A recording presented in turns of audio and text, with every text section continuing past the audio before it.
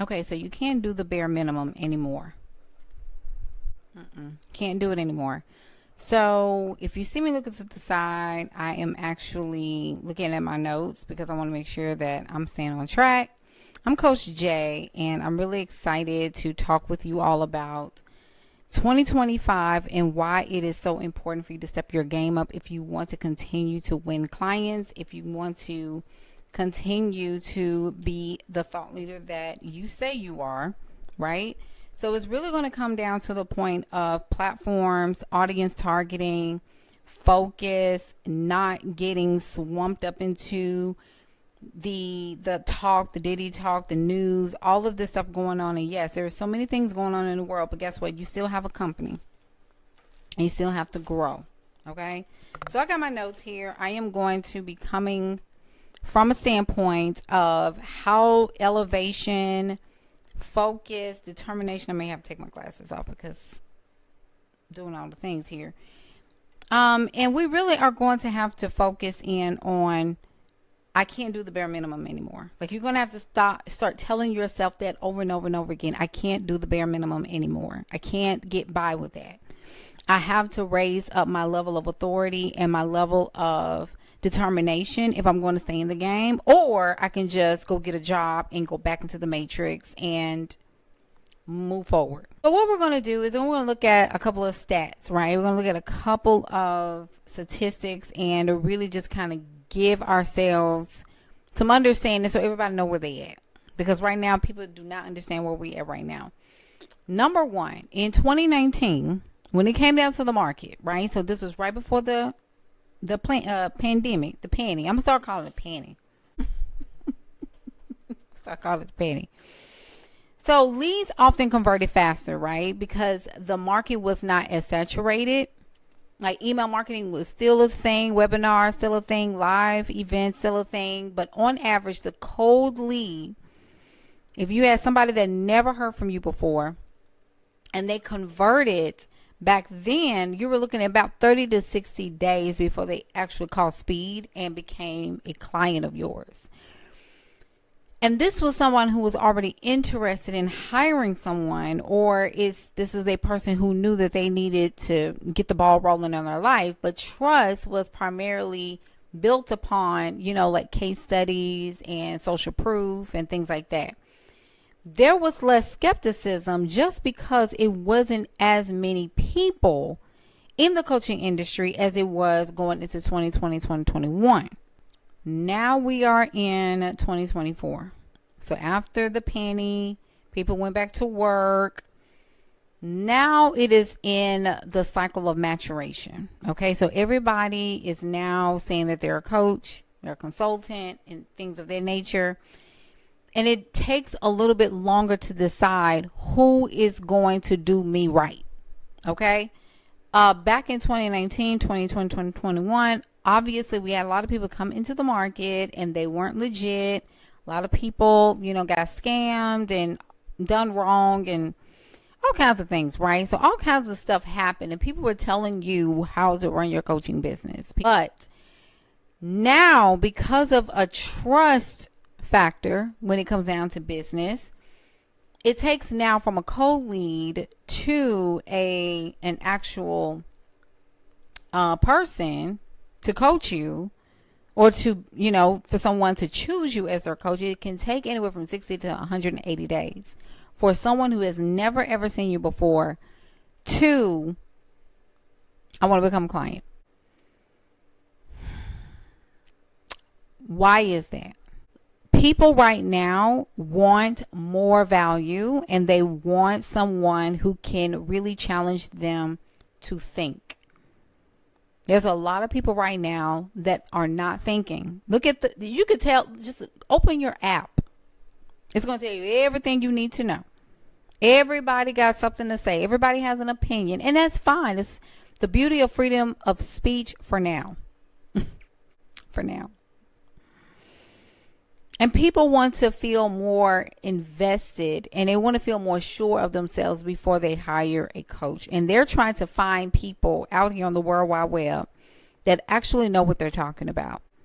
We also know that the market is a little bit more mature again, like going back to that. So back in 2019, there was not many touch points necessary in order to move a person to becoming a client. It was 7 to 10 touch points. Now, I'm going to be honest with you, and some of y'all are going to get very irritated by this, but you need about 15 to 20 touch points before you convert a person, a cold lead, into a client, which means they need to see your offer a little bit more, right? And people usually move faster when they see other people that trust you validate what you're saying. And this could really just kind of speed up the trust factor. But if people don't know you, they've never seen you before, and you're talking about, I want to be out here, I want to do this, it's going to take patience, and it's going to take you flowing in the unknown and trusting that the content that you're putting out is going to be stellar. But y'all have got to get away from beginner level content. You got to get away from that elementary, just a little bit here and just the bare minimum is no longer a thing. Like, we can't be bare. We can't be minimum. I'm just telling you. When it comes down to cold leads, and this is why I am not big on closing cold leads. I don't want anyone that has never seen me before just go ahead and become a client right then. I want to be able to get to know this person, which is why I'm very big on laser strategy sessions. Whatever your art is, you get to teach it. The buying behavior for course creators, coaches, and consultant service providers is changing, baby. It's changing. And another thing is, like I told you at the beginning, the longer sales cycles also has a lot to do with it. People want to make sure that they know that you know that what you're talking about. So if you're guiding people over to YouTube, what do they see over here? Do they see you vlogging? Do they see you in, a day in the life of? Or do they see you teaching and like, girl, let me go get some notes because Coach Jay is teaching on here?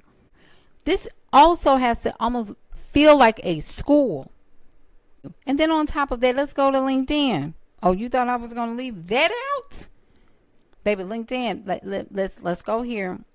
It favors content creators and coaches and consultants, but you can literally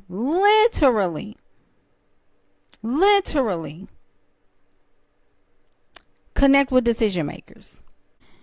I believe in integrating different types of platforms that really speak to the strategy that I want going into 2025. And that's going to look very different from just having only one platform.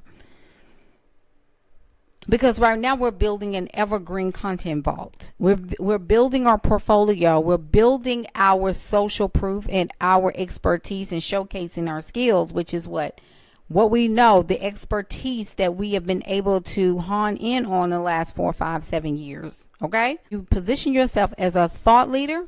Check this out. Having a newsletter on there is very important. Professional insights, right? So professional insights, looking at your analytics and seeing where people are coming from. You need to be able to look at what is bringing people in to your content so that you can create more of it. What are they doing to follow you? How does that make sense? Get in some of these groups and build community.